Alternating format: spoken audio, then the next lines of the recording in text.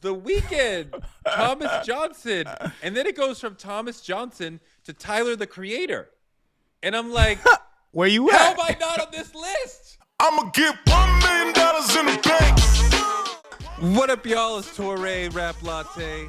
And it is King Green, deeper conversations about hip hop. Torre, what we got to talk about today? Green, I am very upset about this. I feel completely left out and misunderstood. And so, like, look, there's this Drake Opp List or Drake hater list that came out. 50 Cent blew it up on Big Boy, but it's already had a life of its own. This is not officially from Drake. Okay, so let's put it in proper context. but there are the names of the people who Drake fans perceive as enemies of Drake, and I think that it fits because I feel like the boy has this victim mentality that others can feel, and this notion of like everybody hates me flows out of him, and the fans feel it. And we get a list. It's everybody hates me because they ain't me type of attitude. Well, do you want to read us some of the names that you see on this list? Oh, I even got the list up. You got to read it. I even got the list up. Adidas, Anthony Fantano, ASAP Rocky, of course, Bobby Altoff. Busta Rhymes is on here for some reason. I don't know why. Charlamagne. What did Busta Rhymes do? I don't know. DeMar DeRozan, Dave Free, Ebro, Elliott Wilson, obviously Future. But then it's like Serena Williams, Schoolboy Q. Who you gonna be able to work with in the industry? Russell Westbrook, Rory, Rihanna, Pusha, Puff. It says Puff Daddy, a name he hasn't gone by in 20 years, but also that's not gonna be a problem. Playboy Cardi, Pharrell, O'Shea. He got beef with Playboy Cardi. It's like everybody, obviously Metro Boomin, but also Meg Thee Stallion, Yachty. LeBron James, Kid LeBron Cudi, James, JPEG Mafia, Joe Budden. Now, the thing that some of you may know, where are you at? There's a name missing. I went to the T's. I assumed, right? It's TDE, Terrence Henderson, The Company Man, our friend Justin, The Alchemist. And then we get The Weeknd, the NBA, the NFL, the VMAs, the Grammys, The Weeknd, Thomas Johnson. And then it goes from Thomas Johnson to Tyler the Creator. And I'm like, where you at? How am I not on this list? How am I not? Personally, I don't think you've hated on Drake enough. Like, even though you've turned this pod to your personal place to hate on Drake, you have not hated hard enough. Like, you got to up your game because you clearly, nobody knows that you hate Drake. I have been in these internet streets since before Kendrick came into the battle. Talking about this nigga is corny. He is cosplaying. He not really one of us in the spirit. Well, I think one of the things that really sat in my spirit, because I love flow. That is the number one thing that really moves me about hip hop. Mm-hmm. The nigga flows like he's a slam poet. Like I was in Brooklyn in the 90s. There's no music, and there's somebody going, the rain of white supremacy falls on my every curl. I'm like, that's what you're doing. You said that on your show when we first met, and we were on the Torre show.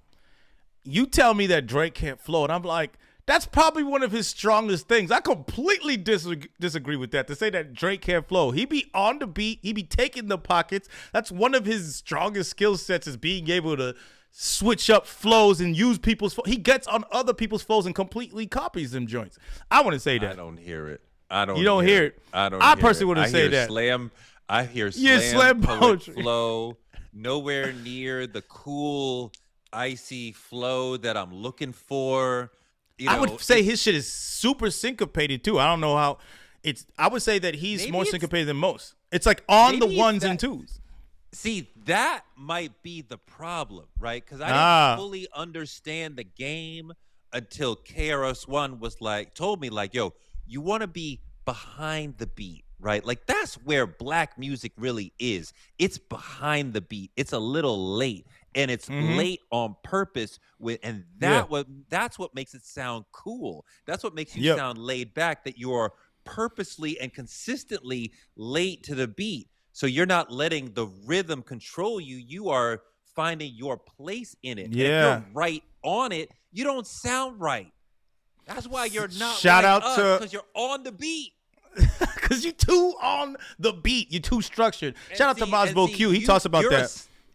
You're a scientist in this, so you could be like, no, he's on the beat. And what I have received over decades from rappers is late to the beat, which to me is on time. So you, Drake, are too ahead of the beat, which is why you sound offbeat to me.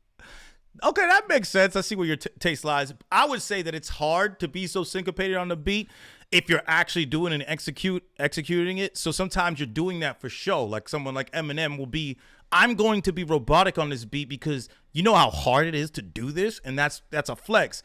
But Eminem also has done the laid back thing.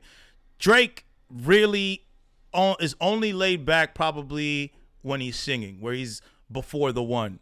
You know what I'm saying? When it comes in and smooths. But I think that it's a talent to be so syncopated like that. But I agree with you that a lot of, like, Biggie's like, he's sliding all over that joint and is not always going to hit you with the one, and the way his flows change up. Somebody like DaBaby sometimes he is very syncopated, but sometimes you can't even catch that he got where he got onto the rhythm, because it's so. I love DaBaby's flow. I think he's one of the most underrated.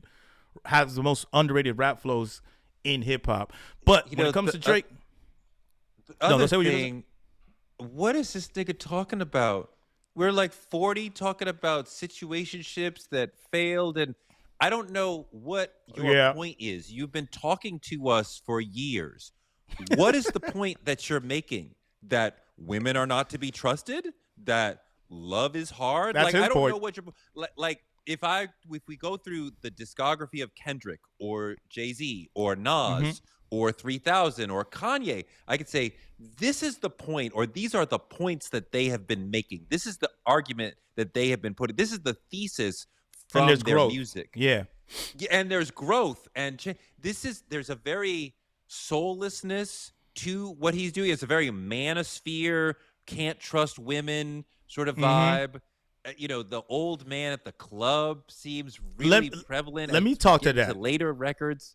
Go ahead. Let me talk to that point. I agree with you on that, because I would say there's completely no growth in Drake's content at all, because he's continuously talking to the new generation of young folks, and that's what he decided to do.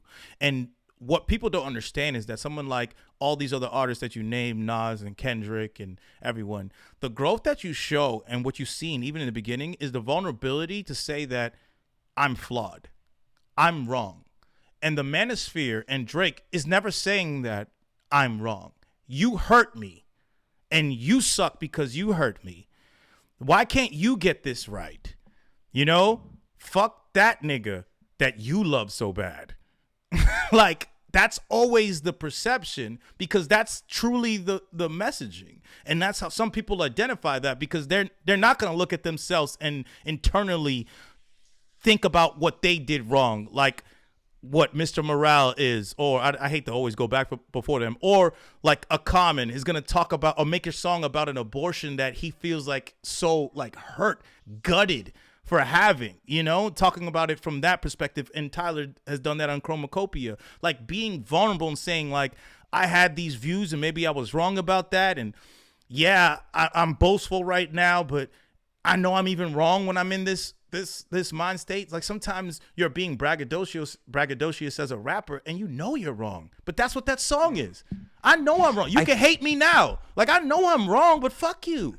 And then later you make a song saying, you know, part of the problem is his popularity, which to me suggests that he is ushering in, or potentially ushering in, a sort of mediocre sort of hip hop, but for that to be, or soulless hip to be, or, you know, with no political value whatsoever, no socio-political, no political value, no implications of that, like ushering that in, the popularity of that. And that to me is like gentrification of like, you have a very cool neighborhood with flavor, that's hip hop, And then, the developers come in and you get flavorless, branded coffee shops and big box stores, and the neighborhood loses, and glass boxes, and the neighborhood loses its flavor.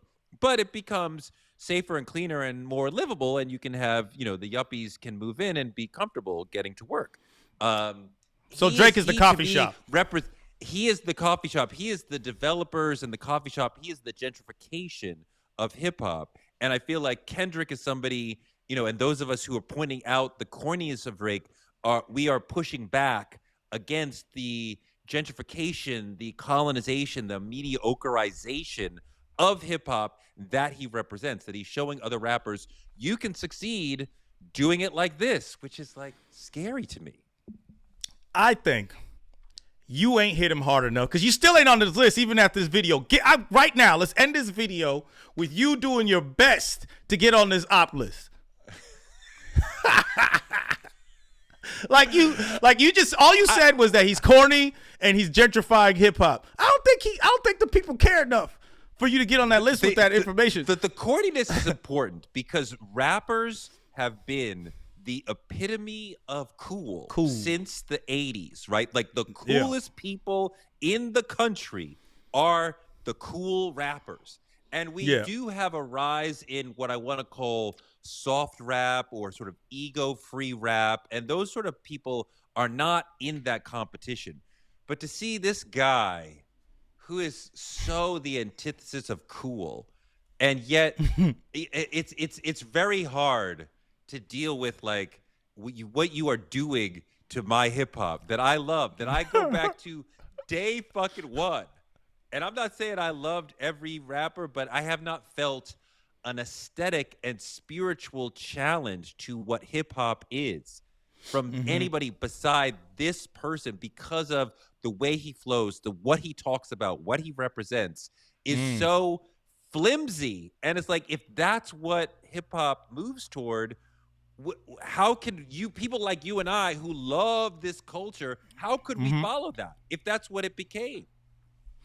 I think that was a cool little Dear John to whoever wrote the op list. You might get on that joint next time. They might, the op list probably gonna get updated. But I mean, I think that's that. Thank you for joining us on Rap Latte. Toure this is his submission to get on the Drake op list. We out.